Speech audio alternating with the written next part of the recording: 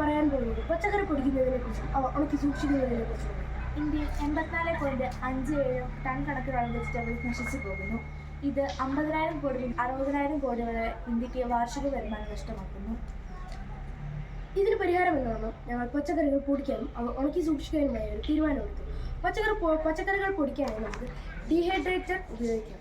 135 degree Fahrenheit മുതൽ 145 degree Fahrenheit വരെ 3 മുതൽ 6 മണിക്കൂർ വരെ ഒരു ഡീഹൈഡ്രേറ്ററും, അല്ലെങ്കിൽ ഒരു ഓവനിൽ 35 ഡിഗ്രി സെൽഷ്യസ് മുതൽ 90 ഡിഗ്രി സെൽഷ്യസ് വരെ 3 മണിക്കൂർ നമുക്ക് ഉപയോഗിക്കാവുന്നതാണ്. അല്ലെങ്കിൽ നമുക്ക് നാച്ചുറലായ സൂര്യപ്രകാശം ഉപയോഗിക്കാം. 2 ദിവസം വെച്ചാൽ മതിയാവും. പൊടിക്കാനായി നമുക്ക് ഫ്ലോർ മിൽ സംവിധാനങ്ങളെയും ഗ്രൈൻഡറുകളെയും ആശ്രയിക്കാം.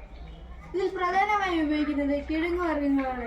കൂടാതെ സവാള, വെളുത്തുള്ളി, ക്യാബേജ്, തക്കാളി, കോളിഫ്ലവർ എന്നിവയും ഉപയോഗിക്കാം.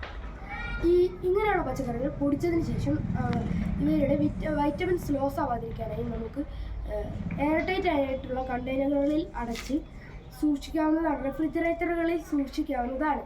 ഇവ നമുക്ക് സൂപ്പുകളിലും സ്റ്റൂകളിലും ടോപ്പിംഗ്സുമായിട്ടൊക്കെ ഉപയോഗിക്കാവുന്നതാണ്. ഏറ്റവും കൂടുതൽ ലോസ് ആവുന്ന വെജിറ്റബിൾ ടൊമാറ്റോ ആണ്. ഇതും നമുക്ക് ഈ രീതിയിൽ പ്രിസർവ് ചെയ്യാൻ സാധിക്കും. നന്ദി.